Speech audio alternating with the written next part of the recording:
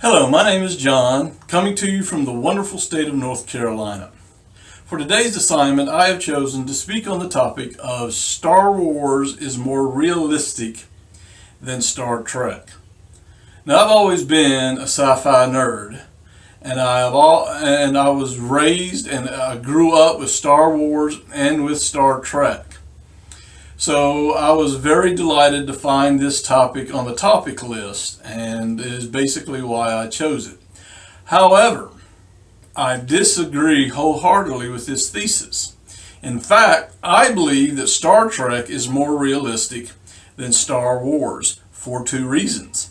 Number one, Star Wars is more fantasy-based, whereas Star Trek is more reality-based. And number two, we can trace more real-time, real-life technology back to Star Trek than we can to Star Wars. Now, why do I believe that Star Wars is more fantasy-based? Well, can we say the Force?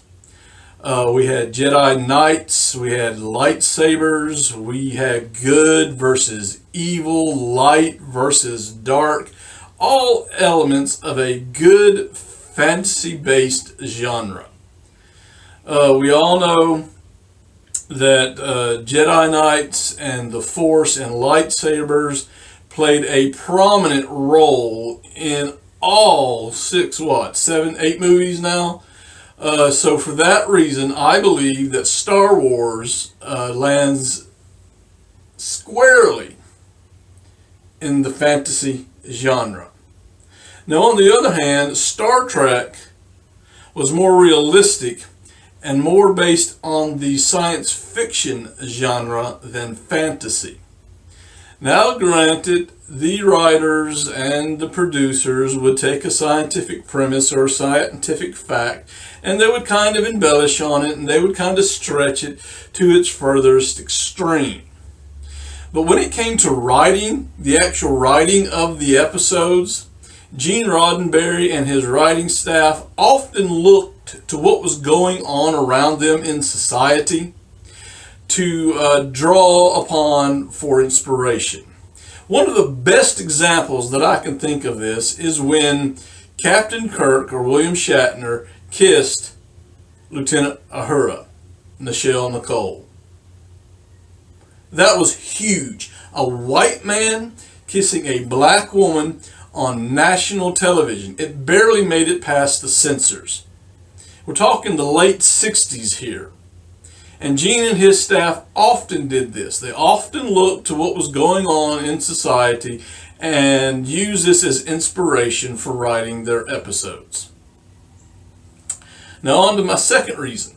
Why do I think Star Trek is more realistic than Star Wars? Technology. Honestly, folks, have you seen a lightsaber? Seriously. Even if we had the technology to create a contained plasma beam, we don't have the force that the Jedis used to attune themselves to the crystal that they placed inside the lightsaber in order to power it. Ever wondered why the Jedis were able to deflect every little light or phaser beam or laser beam that came that way? Because they were one. According to Star Wars, they were one with the lightsaber because they had psychically connected to that crystal. So we're not really going to see a true lightsaber in our reality. Now, there are a couple of things, on the other hand, that we can find based on Star Trek. In fact, there are several pieces of technology that can trace its roots or its inspirations back to Star Trek, but I'm going to touch on two of them. Number one, remember the flip phone? Come on, folks. When I first saw the flip phone, the first thought that came to my mind is that this is a Star Trek, the original series, communicator. The communicator had to be flipped open. You had to manipulate it in order to communicate. The flip phone, you have to flip it open, you have to manipulate it in order to communicate. See the similarities there? Not to mention your modern day tablet. Your 7 or 8 inch tablet is eerily similar to a device they used in the next generation Voyager and DS9 called the PAD. PADD stood for Personal Access Data Device. Now, there are two things about this device that we find on the tablet.